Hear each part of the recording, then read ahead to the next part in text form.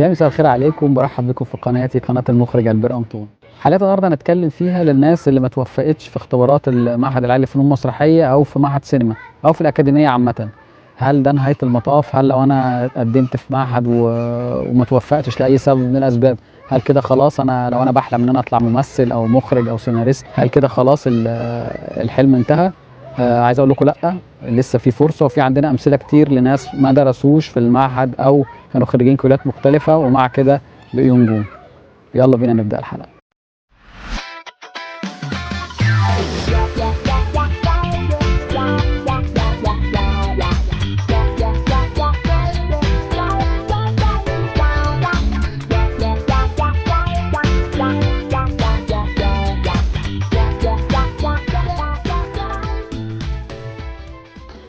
ورجعت لكم تاني وهنكمل حديثنا عن هل انا لو ما توفقتش في التقديم للاكاديميه سواء معهد العالي للفنون المسرحيه او معهد سينما ده نهايه المطاف.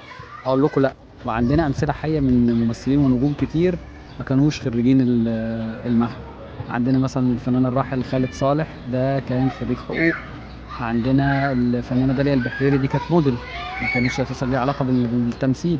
عندنا الفنان صلاح السعدني، ده خريج كليه زراعه. الفنان عادل امام برضو كليه زراعه. عندنا دكتور عزت ابو عوف، الله يرحمه، ده كان برضو دكتور. عندنا مثلا الفنان يحيى الفخراني، ده دكتور. فعندنا امثله كتير وامثله حيه كتير من فنانين ما درسوش الفن، لكن الفن كان بيستهويهم او هم ما كانش دراستهم اساسا الفن. فده بس عشان الناس اللي هي حاسه انها لو ما دخلتش المعهد خلاص ده نهايه المطاف. بقول لكم لا يا جماعه، ده مش نهايه المطاف. انت لو عندك حلم وعندك حاجه عايز تحققها، لو سعيت بشويه صبر بس، تصبر كده وبتوفيق من عند ربنا، ان شاء الله هتوصل للي انت عايز توصل له. فانا بشجعك وبشجعك لو انت فعلا كنت قدمت في المعهد، سواء معهد فنون مسرحيه او معهد سينما وما توفقتش، لا يعني مش عايزك تبقى تحبط او تقول ان هو ده نهايه المطاف. لا، في سكك كتير هنبتدي نتكلم عليها، ازاي تبتدي تشتغل على نفسك وازاي ممكن تروح وتسعى وتجتهد عشان تقدر تحقق حلمك. زي الامثله اللي احنا قلناها، الناس دي لا ما كانتش دراستها التمثيل، ولكن مع المثابره والشغل على نفسهم وتوفيق ربنا طبعا قدروا يوصلوا لمكانه كبيره. لا، مش كل الناس اللي اتخرجت من المعهد بقوا نجوم، ولا كل الناس اللي ما دخلتش المعهد ما خدتش فرصه. زي ما اديت لكم امثله قبل كده ان في ناس كتير ما كانوش خريجين المعهد ومع كده بقوا نجوم صف اول. فحابب اقول ان احنا لازم ما يبقاش هو ده الهدف، ان انا خلاص ما دخلتش المعهد يبقى انا اقعد بقى ابكي على لبن المسكوب زي ما بيقولوا. لا، في طرق كتير ممكن نبتدي نشتغل بيها على نفسنا، وده اللي هنتكلم عليه، اللي هو ازاي اشتغل على نفسي. الناس كتير بتقعد تسالني فبقول لهم نشتغل على نفسنا، فيسالوني يعني ايه يا جماعه نشتغل على نفسنا، يعني ايه نذاكر؟ ففي كذا طريقه لو انا ما توفقتش في المعهد. اول حاجه تشتغل على نفسك يعني ايه؟ يعني تبتدي تقرا كتب كتير جدا، وبالذات في مجال التمثيل. يبقى انت اول حاجه هتشوف كتب تمثيل تبتدي تقرا فيها عشان تفهم يعني ايه التمثيل، يعني ايه اليات التمثيل. تبتدي تتفرج على افلام كتير، افلام سواء افلام عربيه او افلام اجنبيه تركيه، اي حاجه ايا كانت تتفرج عليها، تتفرج على الحلو وعلى الرديء عشان تعرف تقيم كويس. في فرصه تقرا كتب عن النقد السينمائي، اقرا برضه عشان تفهم النقاد لما بيجوا يفصصوا الفيلم بيفصصوه على اي اساس، فانت كممثل تبقى فاهم ايه ادواتك. لو في فرصة انك تشترك في عمل سواء فيلم قصير او في مسرحية، طبعا كل ده هيخليك تبقى واخد على المود بتاع الشغل، لان انت ممكن تكون قاري كويس الموضوع في موضوع البرودكشن او في السينما او المسرح، موضوع مش نظري. فاحنا ليه بنقول نقرا كتب؟ نقرا كتب عشان تفهم يعني ايه تمثيل. في معلومات انت محتاج انك تاخدها نظريا، بس في الاخر انت لازم تطبق الكلام ده. تطبقه عامل ازاي؟ ان انت لو في فرصه تمثل في مسرحيه مع اصدقائك، بس طبعا يكونوا ناس الى حد ما بيعملوا شغل احترافي. يعني احترافي، ما يبقاش ناس هواه مثلا مش عارفين او ما درسوش تمثيل وطالعين عمالين يخبطوا مع بعض. فانت البني ادم اللي عايز يعني يرتفع بمستواه لازم تكون بتتعامل مع ناس مستواهم اوريدي مرتفع فيشدوك معاهم. دايما بنقول كده ان انت لما بتشتغل مع ناس مستواهم عالي، سواء في التمثيل، في الاخراج، في كتابه السيناريو، في ايا كان اللي انت شغال معاهم، لو تتعامل مع ناس شاطرين، دول هيرفعوا من مستواك وهيطلعوا بيك لفوق. لو مستواهم زيك او اقل منك فانا ما انصحش انك تعمل كده، لان ايه؟ مستواك يبتدي ينزل.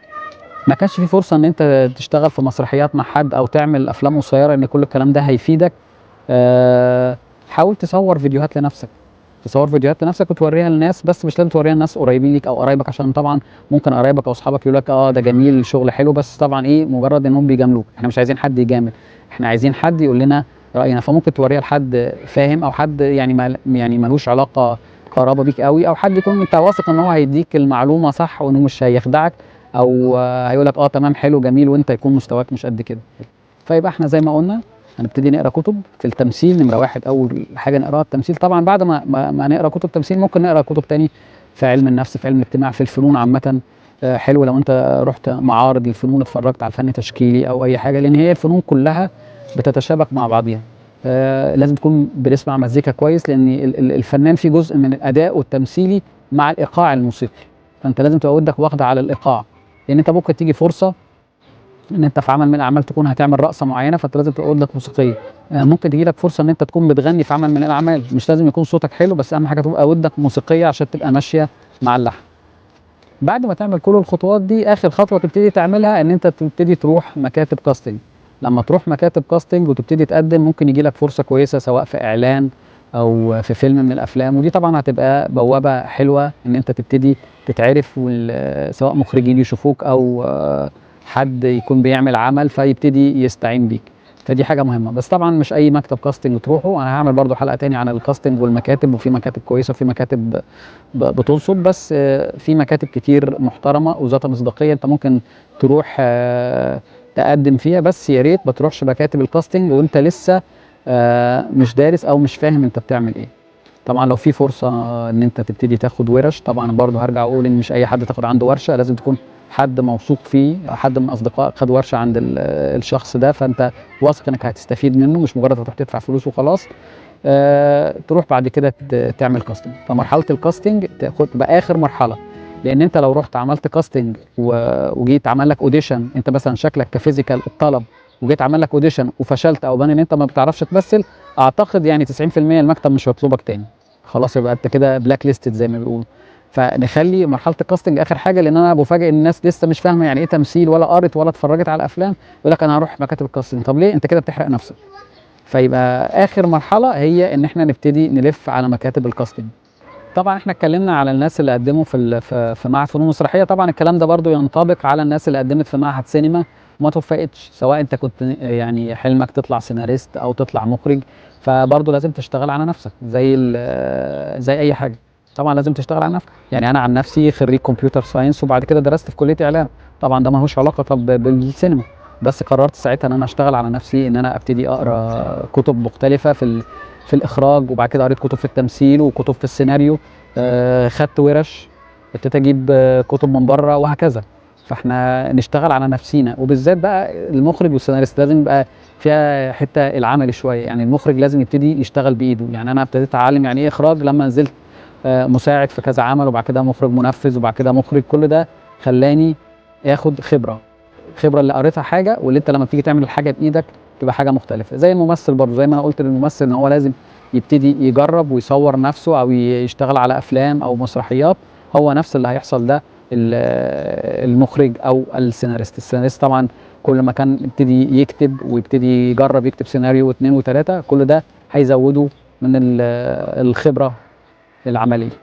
وبكده حلقتنا تكون خلصت. لو كنت افدتك بمعلومه او استفدت اي حاجه جديده، ما تبخلش ان انت تعمل لايك وشير، وبالتوفيق للجميع. شكرا، سلام.